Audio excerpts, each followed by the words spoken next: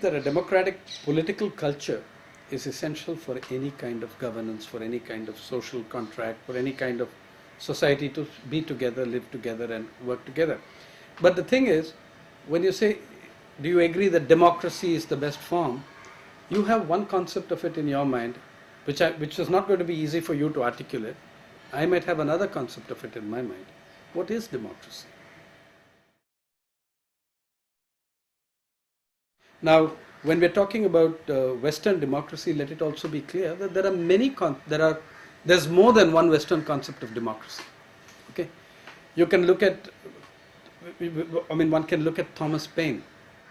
He had very radical ideas on democracy, but the main people who led the U.S. independence and benefited from it, unlike Thomas Paine, were people like Jefferson, Washington, all of whom were slave owners. We speak of the ideals of Jeffersonian democracy.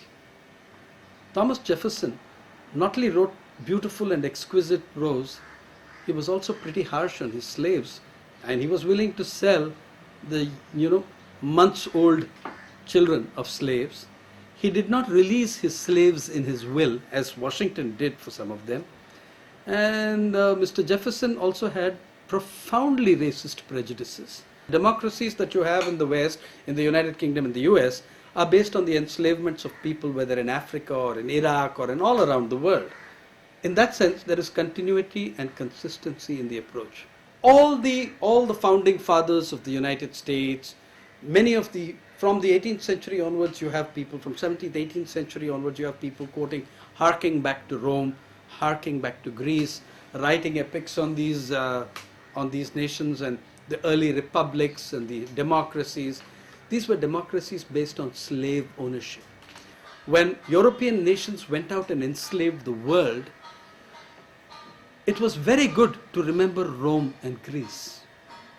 And it was very good in Greece to remember Plato and Aristotle, because these were guys who justified slavery. They saw the slave as a property. Adam Smith writes of the slave as if he's a piece of machinery.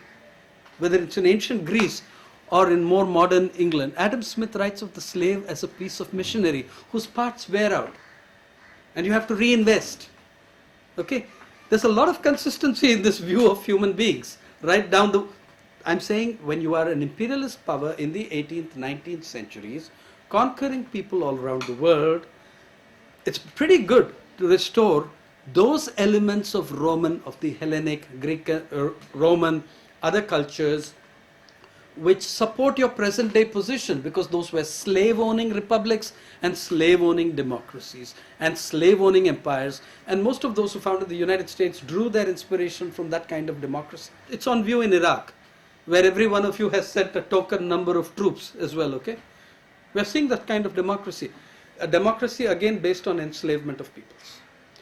You were asking me the question, why did Gandhi call Western democracy a diluted form of fascism? Do you know something about Gandhi? All but 5 months of his life, he lived under British imperialism. He watched a nation that called itself the mother of all parliaments, right? And he watched them enslave 100 nations, all of them completely oppressed and held under British yoke, while the imperialist power practiced democracy at home, to some extent. Even that democracy at home was substantially improved by the radical work and writings and ideas of people like Thomas Paine and others.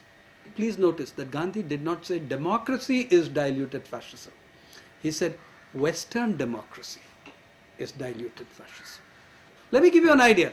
I find it appalling, this Greco-Roman stuff, which I have it coming out of my ears, and then we have a French academic passing through Bombay who sings the praise of Greco-Roman republics and democracies. And I think, here is a guy coming from France, a nation that has produced far more noble ideas of democracy and egalitarianism than Greece and Rome ever did. Yeah? Here is a nation that gave the world the slogan, liberty, equality, fraternity, a slogan that Indian freedom fighters took to their graves with them. Switzerland, oh great, Switzerland, taught to me in school as the epitome of democracy at every level. When did they give women the right to vote? Some 30 years after India did, because women in India started had the right to vote the minute this country was born. I still say it does not make India a democracy in my sense. It makes India a good electoral democracy. Unlike most of America, people in this country vote, they use their vote and they use it to change governments and to produce change. The man who was the main architect of the Constitution of India, Baba Saheb Ambedkar, as early as when the Constitution was released, when the Constitution was launched in 1950, Ambedkar said, we have built a thriving political democracy, but we have not accompanied it with economic democracy. The tensions of inequality, the tensions of this contradiction will blow us up one day. Now, if you want to believe that United States and the UK and its allies in Europe went into Iraq to promote democracy, if you believe that, then you can believe in the tooth fairy, Santa Claus, and the rest of that crap.